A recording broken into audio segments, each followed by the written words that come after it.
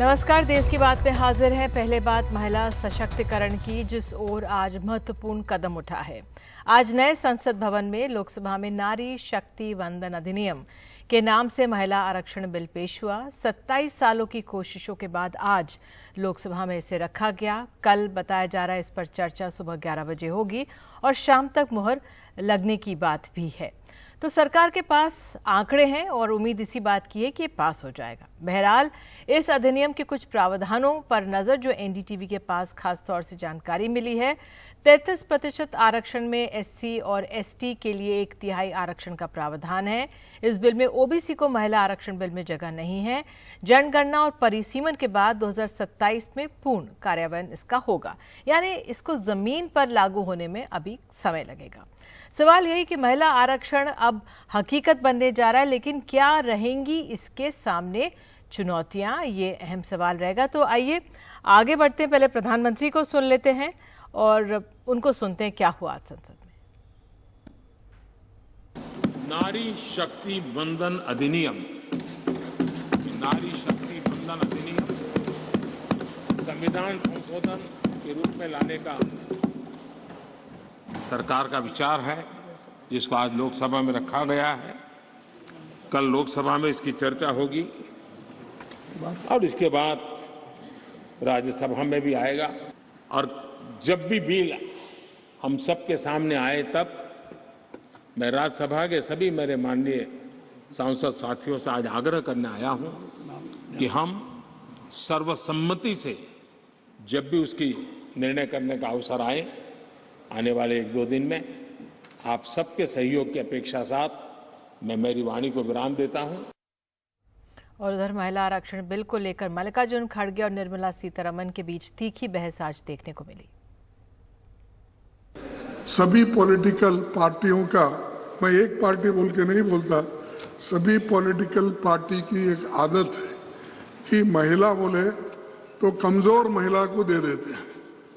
जो सक्षम है, जो लड़ सकती है। अरे सुनो, तुमको अरे आप टिकट 1/3 टिकट देते वक्त बैठिए, यहाँ 1/3 की बात चल रही है।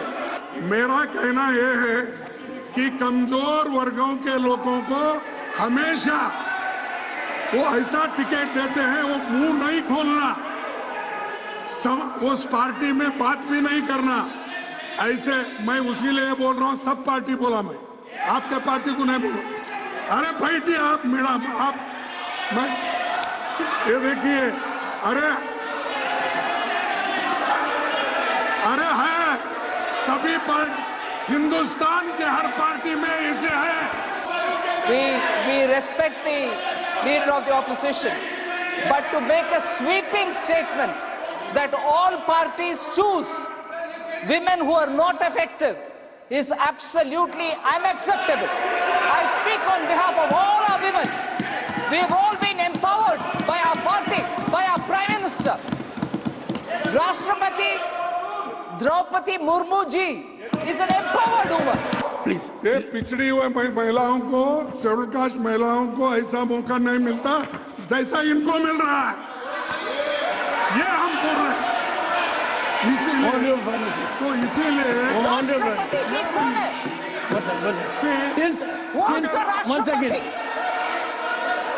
राष्ट्रपति please honourable finance minister, Draupadi Murmu ji कौन है? I am sorry, opposition leader cannot please insult people like this, cannot draw differentiation between women.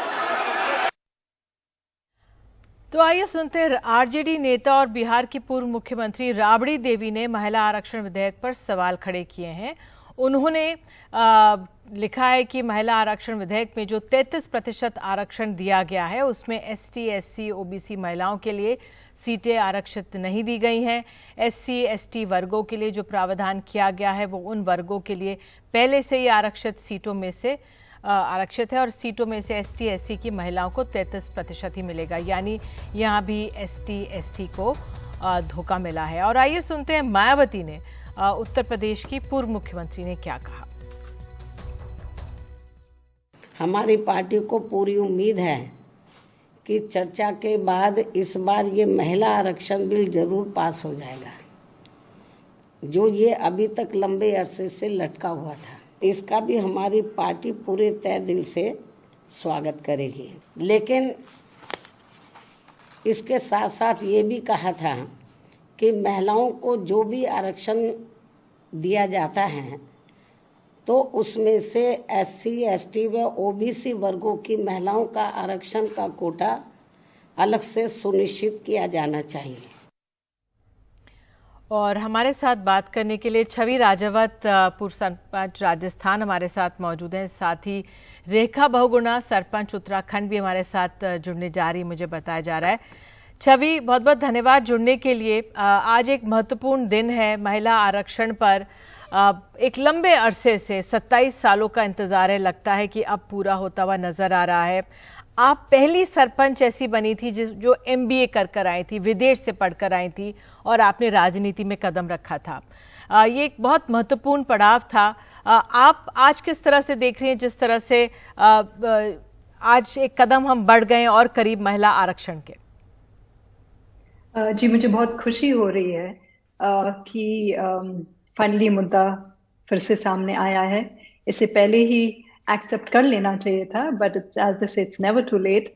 मैं इसी आशा के साथ मेरे ख्याल से जो सभी महिलाएं हैं अपने देश की, हम सब इसी के लिए इंतजार कर रहे हैं कि कब ये बिल पास होगा और कब जो अंडर रिप्रेजेंटेड विमेन है, कब हम स्टेट और नेशनल लेवल पे पॉलिसी मेकिंग में, डिसीजन मेकिंग में, जो सिर्फ हम महिलाओं के लिए नहीं परंतु हमारे उसके साथ साथ युवा पीढ़ी और बच्चे हैं, उनके बारे में भी काफी चीजें जो होनी चाहिए है सरकार में, वो हम लेके आ सकते हैं। क्योंकि कहीं ना कहीं हमारी आवाज सुनने को नहीं मिलती है, और अगर सुनी भी जाती है तो उसका क्या महत्व है, उसके पीछे क्या चीज है जिसके लिए हम लड़ रहे हैं या डिमांड कर रहे हैं, वो अगर दूसरी तरफ सिर्फ पुरुष हो तो अक्सर वो नहीं समझ पाते हैं। तो यही मैं आशा करती हूँ कि और महिलाएं आगे आएंगी। बिल्कुल। छवि, हमारे साथ रेखा बहुगुणा भी जुड़ गई हैं। ये सरपंच है उत्तराखंड में एक जगह की। रेखा, बहुत बहुत धन्यवाद जुड़ने के लिए।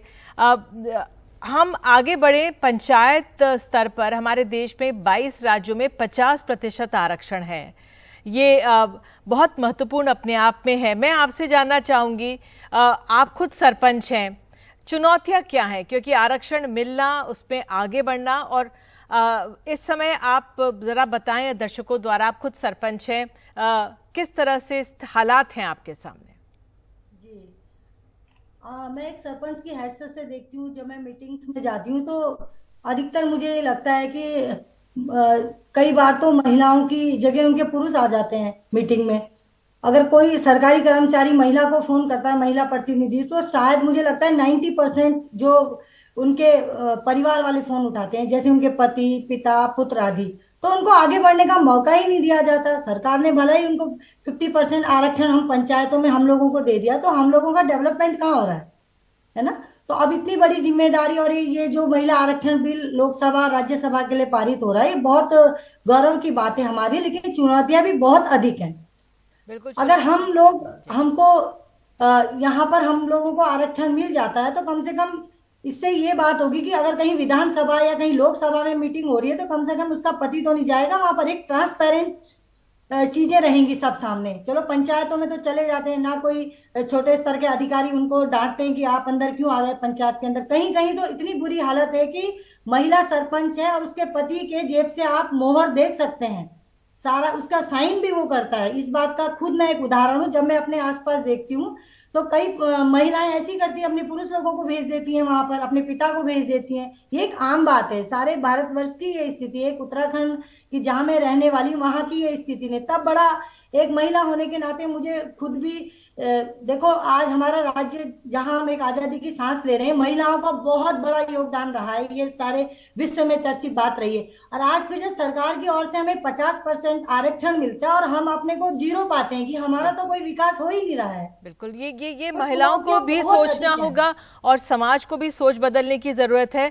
छवि, मैं यहाँ से आपसे भी पूछना चाहूंगी कि जिस तरह से अब अगर आप देखें जो सरकारें हैं, अगर हम उत्तर प्रदेश की बात करें वहां पे पंचायतों में सिर्फ 33% आरक्षण है, लेकिन उत्तराखंड में जहां से रेखा जी आती हैं वहां पे 50% आरक्षण है पंचायत में। राजस्थान में 50% है आरक्षण राजस्थान में। क्या इसका असर आप देखती हैं इसमें? एक तो ये जो पंचायत पति, सरपंच पति, प्रधान पति की ये है, तो ये हमारे क्या समस्या है? ये हमारे समाज में जो सोच है उसको बदलने में अभी और समय लगेगा क्या? ये उस ओर इशारा कर रहा है? और डेफिनेटली देखिए, मैं पहली बार जब सरपंच बनी थी, मैं आपको बताना चाहूंगी, मुझे 10 साल हो गए सरपंच के पद पे कार्य करते हुए। और 2010 से अगर मैं 2015 में भी अगर मैं वो डिफरेंस कंपैरिजन लेके आऊं, तो मुझे लगता है ऑलरेडी डिजिटल इंडिया जैसे ही आया, उससे काफी तादाद में जो प्रॉक्सी लीडरशिप थी, जहां पुरुष प्रॉक्सी लीडरशिप लेते थे, वो काफी हद तक घटा है। क्योंकि अगर महिलाओं को इन्फॉर्मेशन नहीं मिलती थी तो उनके पास एक प्लेटफॉर्म था, अपने फोन के द्वारा, इंटरनेट के द्वारा वो इन्फॉर्मेशन ले सकती थी, और सोशल मीडिया जिनको इस्तेमाल करना आता है वो उसको अच्छे से इस्तेमाल करके अपनी आवाज दूसरों तक पहुंचा सकती थी। तो वो बदलाव कहीं ना कहीं ऑलरेडी 2010 के बाद से मैंने देखा है शुरू हो चुका था। मुझे खुशी होगी देख के ये अगर बिल इम्प्लीमेंट होता है, तो मेरे ख्याल में अभी आ रहा है जावेद जी की एक कविता, जिसमें उनका कहना है, जिंदगी है तो ख्वाब है, ख्वाब है तो मंजिलें हैं, मंजिल हैं तो रास्ते हैं, रास्ते हैं तो ऑफ कोर्स मुश्किलें होंगी, लेकिन मुश्किलें हैं तो वहां विश्वास भी है, और जहां विश्वास है वहां हिम्मत है, और जहां हिम्मत है वहां सफलता जरूर होगी। मैंने खुद ने देखा, अगर मैं खुद का उदाहरण दूं, तो अगर 2010 में महिला रिजर्वेशन नहीं होता, तो मेरे ग्रामवासी जिनका ये निर्णय था मुझे सरपंच बनाने का, और ये पुरुष ही थे गांव के बुजुर्ग लोग जिन्होंने निर्णय लिया कि वो मुझे सरपंच बनाना चाहते थे। और मैं उनसे अक्सर मजाक करती हूँ कि भले ही वो बचपन से मुझे जानते थे, छुट्टियों में मैं आती थी, उन्हें लगता था कि मैं सक्षम हूँ, मैं ये पद अच्छे से संभाल सकती हूँ, मैं पढ़ी लिखी हूँ, होनहार हूँ, पर अगर ये रिजर्वेशन नहीं होता तो शायद ही वो मुझे सरपंच बनाने का निर्णय लेते। तो अपने आप में कहीं ना कहीं रूरल एरिया में भी आप देखें, लोगों में समझ है, और अगर ये बिल पास होता है, इतना समय हो गया अभी तक पास नहीं हुआ है, पर आज की तारीख में भी विमेन अंडर रिप्रेजेंटेड हैं। हमारे अक्सर महिलाएं हैं, जो ये पहली लाइन है जावेद जी की, जिंदगी है तो ख्वाब है, इसका मतलब ये हुआ, अगर आपको लगता है कि आप मर के जी रहे हैं, जो मैं देखती हूँ अक्सर कई महिलाएं, चाहे वो शहरों में हो चाहे वो गांव में हो, वो कहीं ना कहीं उनके जो सपने हैं वो मिट चुके होते हैं। उन्हें लगता है कि आगे कोई अपेक्षा नहीं रख सकते हैं, कोई सपने हम नहीं देख सकते हैं। ठीक है, बिल्कुल। ये जब बिल पास होता है और महिलाएं पॉलिसी मेकर्स बनती हैं, then that transformation will happen, and transformation will happen very fast, और चीजें जरूर बदलेंगी स्टेट लेवल पे, नेशनल लेवल पे, एंड द प्रोग्रेस जो हमारा देश देखना चाहता है वो जरूर दिखेगा। बिल्कुल बिल्कुल, आप छवि कह रही हैं। रेखा जी, मैं आपसे क्या बदलाव आप देखना चाहेंगे? आपने जो मूलभूत समस्या वो सामने रखी, जो जग जाहिर है, लेकिन उसको बार बार हम उसके बात करते हैं, लेकिन आप बताइए क्या इसका हल हो सकता है, जिस तरह से जो आपने समस्याएं तमाम रखी हैं सामने? जी, एक तो अगर ये विधेयक पास हो जाता है महिलाओं के लिए, तो इसमें एक तो शिक्षा का रखना चाहिए अनिवार्य, कि इतनी शिक्षा अनिवार्य होनी चाहिए एमपी सीट के लिए, या हमारी एमएलए सीट के लिए, लोकसभा राज्यसभा के लिए, ये एक तो शिक्षा होनी चाहिए। दूसरा, जब महिला का हम आरक्षण की बात करते हैं, ऐसे क्षेत्रों में आरक्षण होना चाहिए जहां पर कि महिलाओं की आबादी अधिक हो। मान लिया अगर मैं अपनी यहाँ हरिद्वार लोकसभा सीट की बात करती हूँ, या मैं अल्मोड़ा सीट की बात करती हूँ, तो ये एक हमें कंटिन्यूटी में देखना पड़ेगा कि जहां महिलाओं की तादाद ज्यादा है वहां पहले आरक्षण दिया जाए। मान लिया 2 सीट हमें मिलती है, तो कम से कम ऐसी जगह जहां महिलाओं की आबादी ज्यादा हो। और दूसरा, शिक्षा का तो हमें रखना ही होगा कि इतनी कम से कम इतनी शिक्षा अनिवार्य होनी चाहिए एक एमएलए और एमपी के लिए। तो कहीं ना कहीं अगर हम ये 2 चीजें अप्लाई करते, तो इससे कहीं ना कहीं बहुत ही प्रभाव पड़ेगा हमारी सीट पर। और हम तो दुनिया की आधी आबादी है महिलाएं, क्यों ना हम आगे बढ़े। आज इतने जद्दोजहद के बाद आज हमें 33% आरक्षण की बात हो रही है राज्यसभा लोकसभा में, ये तो बहुत पहले ही हो जाना चाहिए था। महिला एक छोटे से घर को इतने अच्छे से संजोती है, उसमें इतनी सूझबूझ होती है, और इतनी स्टेमिना होती है महिलाओं में, मुझे तो लगता है पुरुषों से ज्यादा सोच समझ है। वो अलग बात है, उनको निखरने का मौका समाज में दिया ही नहीं जाता। एक पंचायतों के माध्यम से दिया जा रहा है तो वहां भी दबाव है, उसका पति उस पर हावी है। तो अगर इस तरह से हमें लोकसभा राज्यसभा में हमें आरक्षण मिलता है तो हम काफी आगे जाएंगी। और अगर हमें आरक्षण मिलने के बाद अगर हमें ऐसे पदों पर हमको मंत्री का दर्जा दिया जाता है, हमें कैबिनेट में दर्जा दिया जाता है, तो तभी तो हम उस चीज को सोच पाएंगे। मान ले मैं एक महिला हूँ, मुझे स्वास्थ्य का अगर मुझे कैबिनेट मंत्री बनाया जाता तो मुझे पता है कि महिलाएं किन ऐसी हालातों से गुजर रही है। भला आज हम कहते हैं कि हम चांद पे पहुंच गए, लेकिन आज भी वो औरत प्रसव पीड़ा से गुजरती है तो जंगल में और सड़क के बीच में अपने बच्चे को पैदा करती है। आज भी ऐसी घटनाएं अखबारों में आपको सुबह हर प्रदेश की दिखती होंगी। तो कम से कम एक महिला होने के नाते हम उस चीज को समझ सकते हैं। अगर हम खेती किसानी में आगे हैं, आपको तो पता ही है उत्तराखंड में तो महिलाएं भी हल चलाती हैं, आज भी महिलाएं हल चलाती हैं। बिल्कुल। और महिलाओं को किसान का दर्जा नहीं मिलता है, महिलाओं को किसान नहीं कहा जाता जबकि हमारी तमाम महिलाएं किसान खेतों में काम करती हैं। राजस्थान की बात करें, उत्तराखंड की बात करें, बिहार की बात करें, अगर रुपाई की अगर हम देखेंगे, खेत खलियान में अगर रुपाई हो रही तो महिला है, बुआई करने जा रही तो महिला है, घास ढोने जा रही तो महिला है, बैलों को पानी पिलाने जा रही तो महिला है, बीज अगर देख रही है कौन सा सही है कौन सा गलत, उसको फटक के उस 1 किलो बीज से आधी किलो बीज निकालती है, अच्छा वो महिला है। तो कहाँ महिला हर काम कर रही है, लेकिन महिलाओं को जहाँ ऐसा दर्जा देने की बात आती है, जहाँ सूझबूझ की जरूरत होती है, जहाँ पूरे प्रदेश को पूरे देश को लाभ होता है, वहाँ महिलाओं की संख्या कहाँ है। हमारे तो 6-7% भी महिलाओं का कहीं पे योगदान नहीं है कि राज्यसभा लोकसभा में। आज अगर ये विधेयक पास हो जाता है तो निश्चित ही पंचायतों से ज्यादा आपको देखने को मिलेगा कि महिलाएं कितने आगे दौड़ रही हैं। बिल्कुल बिल्कुल, जो आपने ये बात कही है बहुत खरी और साफ बात कही है, जो जमीनी समस्याएं वो हमारे सामने रखी है। छवि, संक्षेप में मैं आपसे कि जो बड़े 2 राजनीतिक दल हैं, अब ये आरक्षण आ जाएगा तो ये बहुत अच्छा हो जाएगा। हालांकि अभी हमें 2027 के बाद शायद 2029 तक इंतजार करना पड़े, क्योंकि उसका एक प्रोसेस होगा। कांग्रेस ने 13% लोकसभा में महिलाओं को आरक्षण दिया था और बीजेपी ने 12% दिया था। हालांकि आपको याद होगा उत्तर प्रदेश में कांग्रेस ने 40% महिलाओं को टिकट भी दिया था, लेकिन वो जीती नहीं थी उतनी तादाद में। क्या कारण है इसके पीछे, आप क्या देखती हैं जो ये बदलाव होना चाहिए? देखिए, बदलाव जो माइंडसेट चेंज है उसके लिए काफी मेहनत करनी पड़ेगी।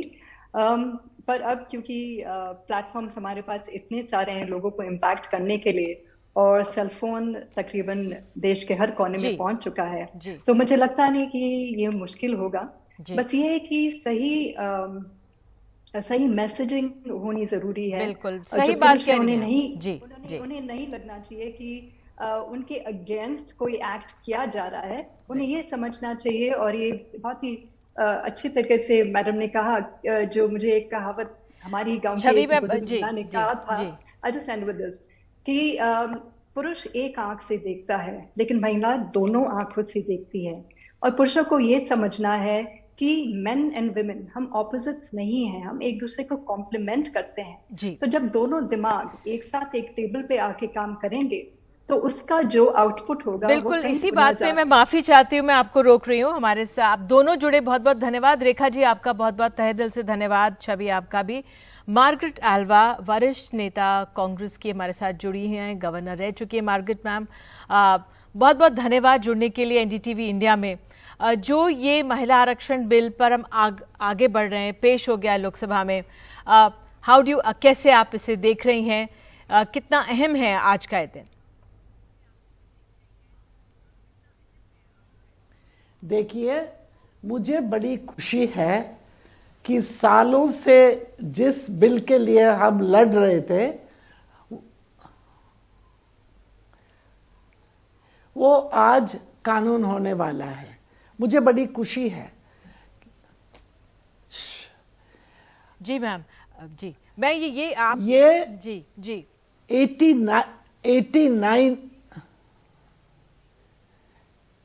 89 में मैं जब महिलाओं की मंत्री थी राजीव जी के सरकार में, हम लोगों ने ड्राफ्ट करके लाया था, पर तब तो ये नहीं हो पाया, और पंचायत का बिल पार्लियामेंट में लाके हम लोगों ने पीवी नरसिम्हा राव जी के सरकार के टाइम में इसको पास करवाया।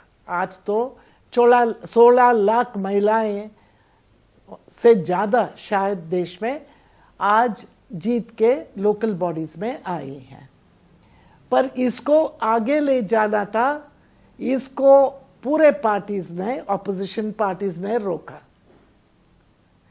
बहुत कोशिश हुई, धरना हुए, मार्चेस हुए, पूरे देश में कोशिश हुई, पर पार्लियामेंट में इसको लाके पास करने नहीं दिया। मुझे बड़ी खुशी है कि जो राजीव जी का स्वप्न था उसको मोदी जी आज बीजेपी सरकार की तरफ से पूरा कर रहे हैं। इस बिल को कानून बना के हमारे स्टैट्यूट बुक पर ला रहे हैं। यह बड़ी बात है। पर एक बात उसमें जोड़ी है, और ये तो मुझे थोड़ा दुख की बात है कि अभी सेंसस होनी है।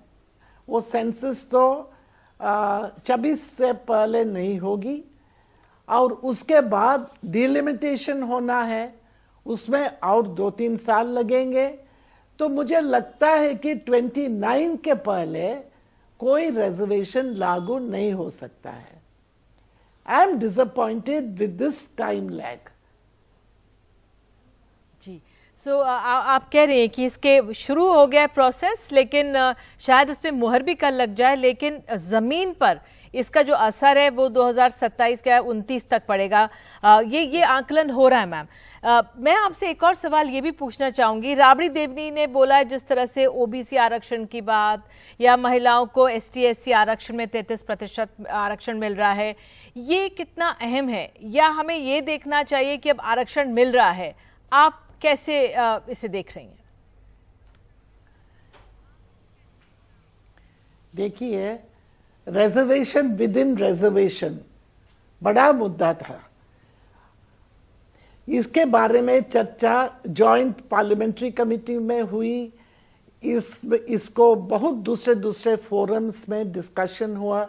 मैं ये कहना चाहती हूं, ओबीसी का रिजर्वेशन जब है ही नहीं पार्लियामेंट के लिए, विमेन्स रिजर्वेशन बिल में लाने की बात कैसी हो सकती है?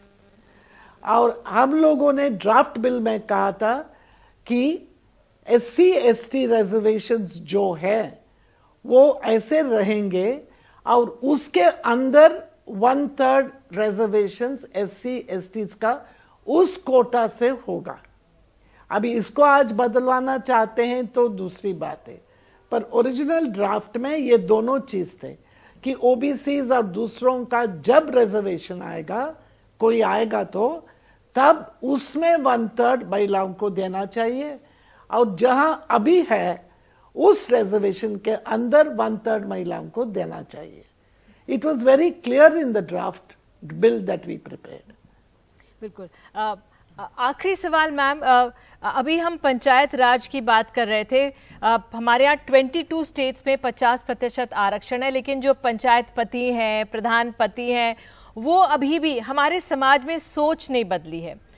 वो कैसे बदलेगी, उस पर आप क्या सुझाव देंगे? नहीं, देखिए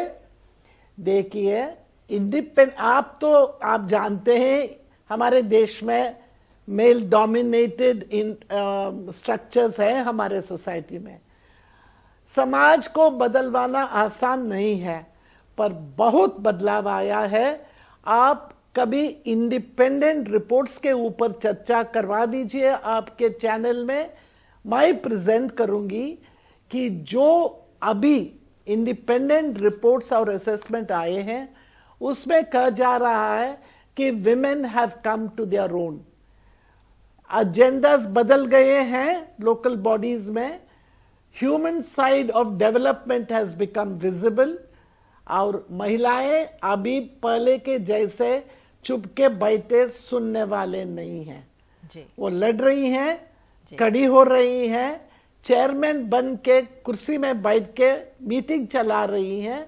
yes, it's a social revolution.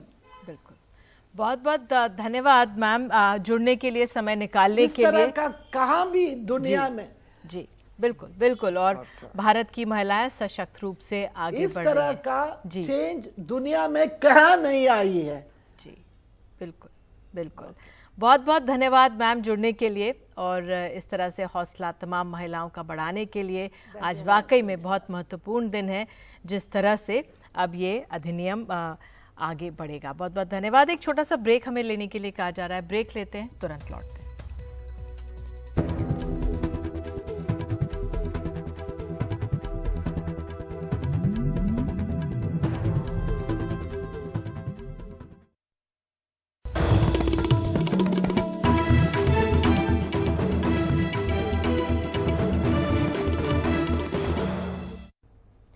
गृहमंत्री अमित शाह ने ट्वीट किया है। उन्होंने कहा है महिला आरक्षण विधेयक पर पूरे भारत के लोग संसद में नारी शक्ति वंदन अधिनियम पेश किए जाने पर जश्न मना रहे हैं। इसमें महिलाओं को सशक्त बनाने की मोदी सरकार की जिस तरह से प्रतिबद्धता है वो साफ नजर आती है। अफसोस कि विपक्ष इसे पहचाने में नाकाम है और ज्यादा शर्मनाक ये है कि टोकनिज्म के अलावा कांग्रेस कभी महिला आरक्षण पर गंभीर नहीं रही। या तो उन्होंने बिल को लैप्स कर जाने दिया गया या फिर उनकी दोस्त पार्टियों ने बिल रखे जाने से रोका। उनका दोहरा रवैया कभी छुपा नहीं रह सकता, चाहे वो सेहरा लेने के लिए जितने भी स्टंट करें। भारत और कनाडा के बीच रिश्तों में तल्खी और बढ़ी है। दोनों देशों ने एक दूसरे के एक राजनयिक को देश छोड़ने के आदेश दिए हैं। क्या है मामला, देखिए रिपोर्ट। मंगलवार को भारत के विदेश मंत्रालय ने कनाडा के उच्चायुक्त कैमरॉन मैके को तलब कर कनाडा के एक वरिष्ठ राजनयिक को 5 दिनों के भीतर देश छोड़ने का आदेश सुनाया। विदेश मंत्रालय के मुताबिक कनाडा के राजनयिकों के भारत के अंदरूनी मामलों में बढ़ते हस्तक्षेप और भारत विरोधी गतिविधियों में शामिल रहने की वजह से यह कदम उठाया गया है। कनाडा के उच्चायुक्त ने इस पर चुप्पी साध ली।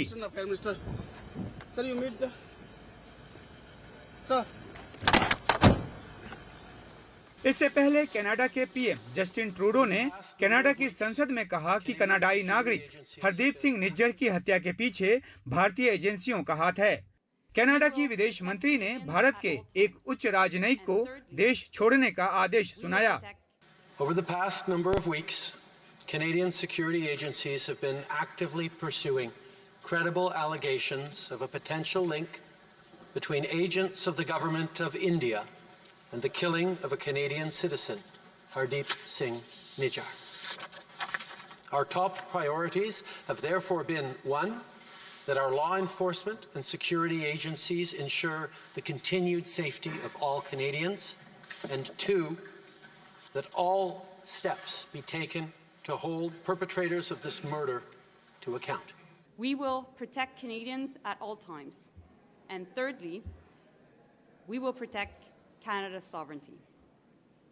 I have conveyed these principles to my Indian counterparts, and I've also told him that we expect India's full collaboration to make sure that we get to the bottom of this. And as of today, and as a consequence, we've expelled a top Indian diplomat from Canada. Canada के आरोपों पर भारत ने कड़ी प्रतिक्रिया दी है। विदेश मंत्रालय की तरफ से जारी बयान में कहा गया है कि हम कनाडा के पीएम और विदेश मंत्री के आरोपों को सिरे से खारिज करते हैं। कनाडा में किसी भी हिंसात्मक गतिविधि में भारत के शामिल होने की बात बेतुकी और राजनीति से प्रेरित है। कनाडा पीएम ने पीएम मोदी के सामने इसी तरह के आरोप लगाए थे, जिसे सिरे से खारिज कर दिया गया था। इस तरह के आधारहीन आरोप खालिस्तानी आतंकवादियों और चरमपंथियों पर से ध्यान हटाने की कोशिश है, जिनको कनाडा में पनाह मिलती है और जिनकी वजह से भारत की संप्रभुता और अखंडता को खतरा है। खालिस्तानी नेता हरदीप सिंह निज्जर की कनाडा के ब्रिटिश कोलंबिया प्रांत में इसी साल जून में गोली मारकर हत्या कर दी गई थी। खालिस्तानी समर्थकों ने इसके पीछे भारत का हाथ होने का आरोप लगाया। भारतीय राजनयिकों के फोटो लगाकर सिखों को बदला लेने के लिए उकसाया। भारत ने कनाडा से ऐसे तत्वों के खिलाफ कार्रवाई को कहा। ट्रूडो उल्टा इसे अभिव्यक्ति की स्वतंत्रता कहकर कार्रवाई से बचते रहे। दोनों देशों के संबंधों पर इसका बहुत बुरा असर पड़ा है। दोनों देशों के बीच मुक्त व्यापार समझौते को लेकर जारी बातचीत भी रोक दी गई है। नई दिल्ली में उमाशंकर सिंह, एनडीटीवी इंडिया। तो आप सभी को गणेश चतुर्थी की अनेकों शुभकामनाएं और मुंबई में गणेशोत्सव की रौनक और जश्न की कुछ खूबसूरत तस्वीरों के साथ आपको छोड़ जाते हैं।